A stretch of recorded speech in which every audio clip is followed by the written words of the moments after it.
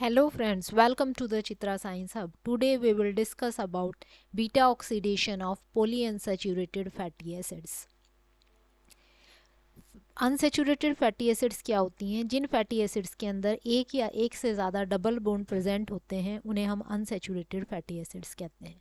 Unsaturated fatty acids दो तरह की होती हैं।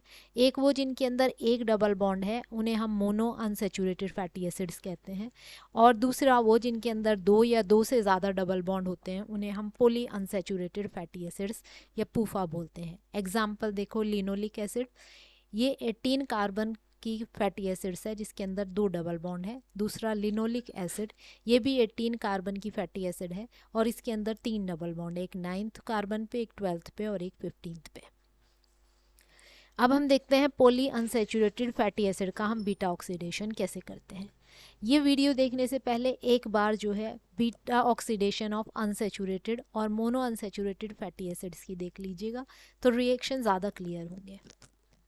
अब पोली अनसेचुरेटेड फैटी एसिड का ऑक्सीडेशन करने के लिए दो एडिशनल एंजाइम्स चाहिए। जो सेचुरेटेड फैटी एसिड का ऑक्सीडेशन है उससे दो एक्स्ट्रा एंजाइम, वो है आइसोमेरेज और 2,4-डाइइनाइल CoA रिडक्टेज।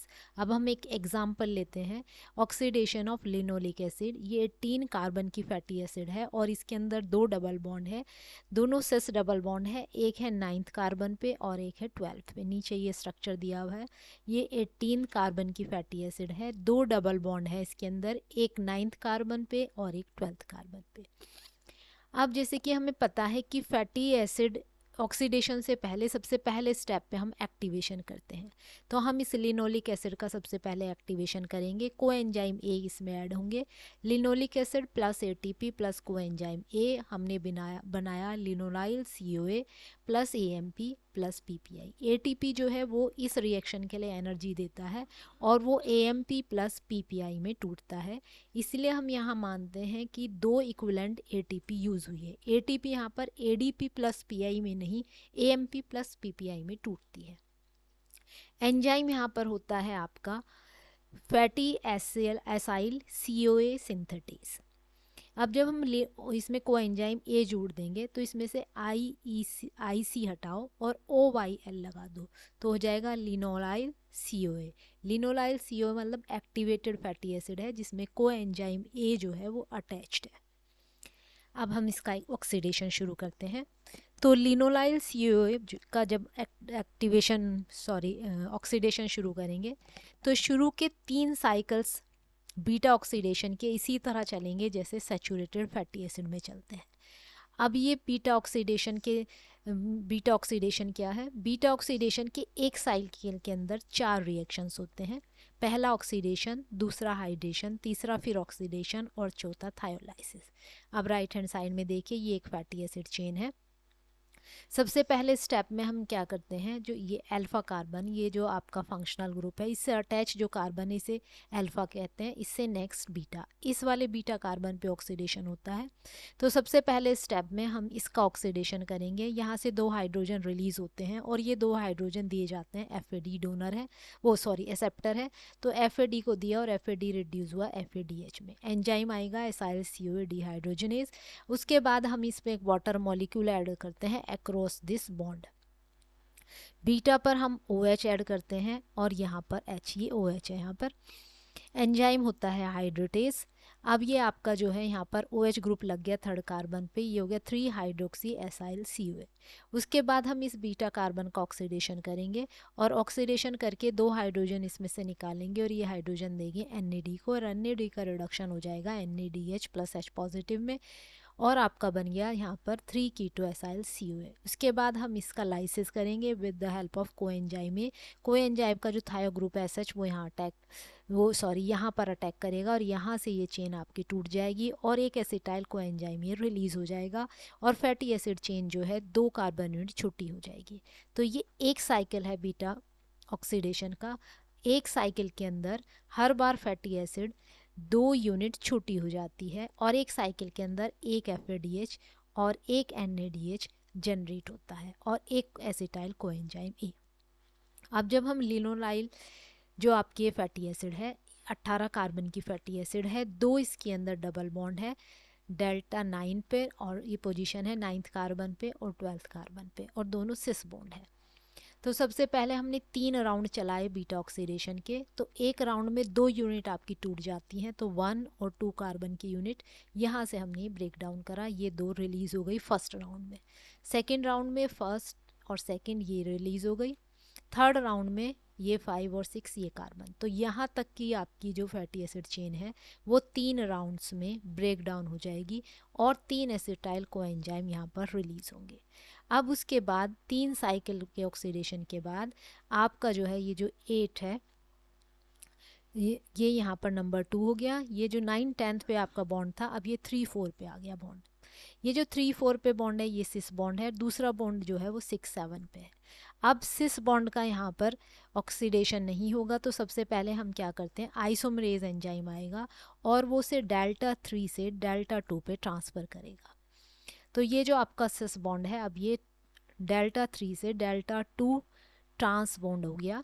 एज एंजाइम जो होगा वो इनॉयल CO आइसोमरेज होगा, क्योंकि यहाँ पर डबल बॉन्ड है तो इसलिए इनॉयल डेल्टा 3 से शिफ्ट हुआ है बॉन्ड डेल्टा 2 पे, और आइसोमरेज एंजाइम यहाँ पर इन्वॉल्व होगा।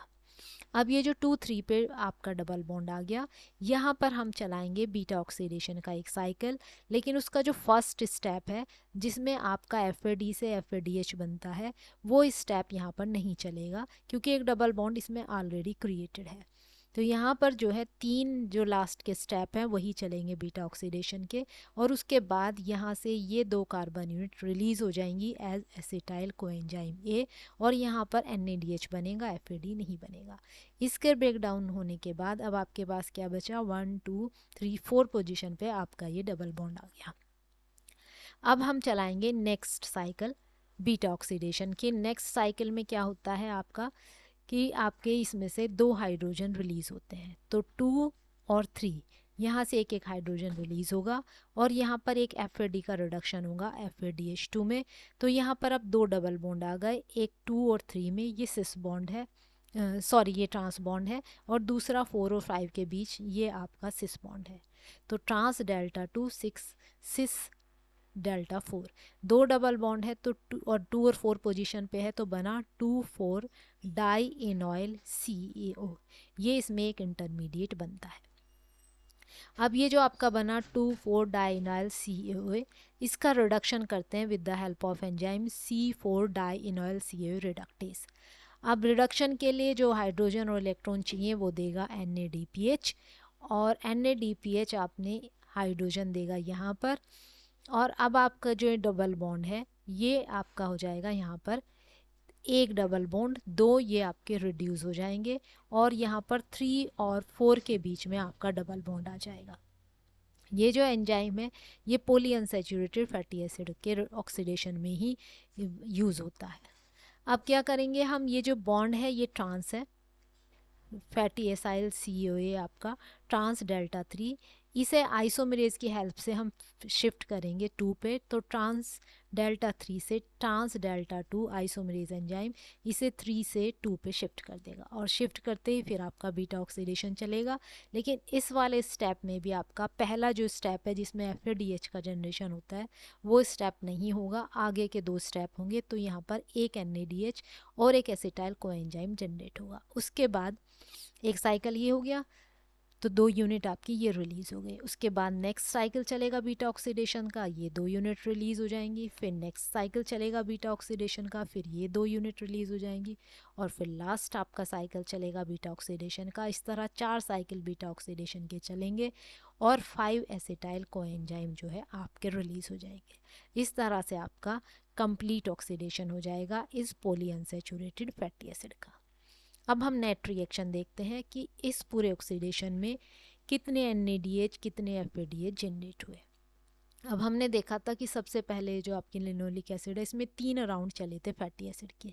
एक राउंड में हमें पता है एक एसिटाइल कोएंजाइम, एक FADH2 और एक NADH जनरेट होता है। तो यहाँ पर 3 राउंड चले थे, तो 3 एसिटाइल कोएंजाइम, 3 FADH2 और 3 NADH जनरेट हुए थे। उसके बाद यहाँ पर ये डबल बॉन्ड आया था, इस डबल बॉन्ड को हमने आइसोमेरेज की हेल्प से यहाँ पर शिफ्ट किया था, और उसके बाद आपका एक राउंड जो है वो बीटा ऑक्सीडेशन का चलता है, लेकिन इस राउंड में यहाँ पर FADH2 नहीं बनता, तो यहाँ पर क्या बनेगा एसिटाइल कोएंजाइम ए और NADH एक एक। उसके बाद हम नेक्स्ट राउंड शुरू करेंगे बीटा ऑक्सीडेशन का। तो यहाँ पर सबसे पहले डिहाइड्रोजनेज आएगा और यहाँ से आपका जो है 2 हाइड्रोजन निकालेगा, यहाँ पर एक FADH2 बनेगा। अब ये जो 2 बॉन्ड साथ साथ हैं, इन बॉन्ड का रिडक्शन होगा रिडक्टेज की हेल्प से। 2 डबल बॉन्ड है 2,4 डाई इनॉयल COA, इनके रिडक्शन के लिए आपके हाइड्रोजन और इलेक्ट्रॉन देगा NADPH, तो एक NADPH यहाँ पर यूज़ हो रहा है, ठीक है। उसके बाद जो है ये हमारा बॉन्ड जो है 2 बॉन्ड से रिड्यूस होके एक डबल बॉन्ड आ गया। उसके बाद आइसोमरेज आता है और इसे शिफ्ट करेगा आपका 3 पोजीशन से 2 पर। फिर हमारा बीटा ऑक्सीडेशन का पहला साइकिल चलेगा, लेकिन यहाँ पर FADH2 नहीं बनेगा, NADH और एसिटाइल बनेगा। फिर नेक्स्ट साइकिल चलेगा, फिर नेक्स्ट चलेगा, फिर नेक्स्ट चलेगा, तो यहाँ पर 4 साइकिल चलेंगे। लास्ट के साइकिल में जब हम काटते हैं तो यहाँ पर हमें 2 एसिटाइल मिलते हैं, इसलिए 4 राउंड में 5 एसिटाइल को एंजाइम मिलेंगे, 4 NADH और 3 FADH। क्योंकि ये जो पहला साइकिल चलेगा इसमें डबल बॉन्ड बना हुआ है, तो FADH2 यहाँ रिलीज नहीं होगा। तो टोटल अगर हम देखें 3 एसिटाइल, 4 और 5, आपके 9 एसिटाइल को एंजाइम मिले आपको। FADH देखें 3, 1 4, 4 और 3 7 FADH2 मिले। NADH देखें 3, 4 और 4 8 NADH मिले और एक NADPH यूज़ हुआ। एनर्जी यील्ड देखें हम इसमें तो 9 acetyl co enzyme, 7 FADH, 8 NADH, लेकिन एक NADPH यूज़ हुआ, हमने इसे माना इक्विवेलेंट टू NADH, तो हम कहेंगे नेट गेन 8 आपके 7 NADH का हुआ। अब एसिटाइल को एंजाइम ए जब क्रैब साइकिल में ऑक्सीडाइज होता है तो एक एसिटाइल को एंजाइम 10 ATP देता है, तो 9 × 10 90 ATP हो गए। एक FADH से हमें 1.5 ATP मिलती है, तो 7 × 1.5 10.5 ATP हो गई। एक NADH से 2.5 ATP मिलती है, तो 7 × 2.5 17.5 ATP। अब ये जो टोटल ATP मिली वो हमें 118 मिलेंगी, लेकिन 2 ATP हम यूज़ करते हैं फैटी एसिड ऑक्सीडेशन में, तो 2 ATP हम इसमें से माइनस करेंगे, तो टोटल हमें 116 ATP मिलेगी जब बीटा ऑक्सीडेशन होगा एक लिनोलिक एसिड का। This is all about beta oxidation of poly unsaturated fatty acid. Thank you.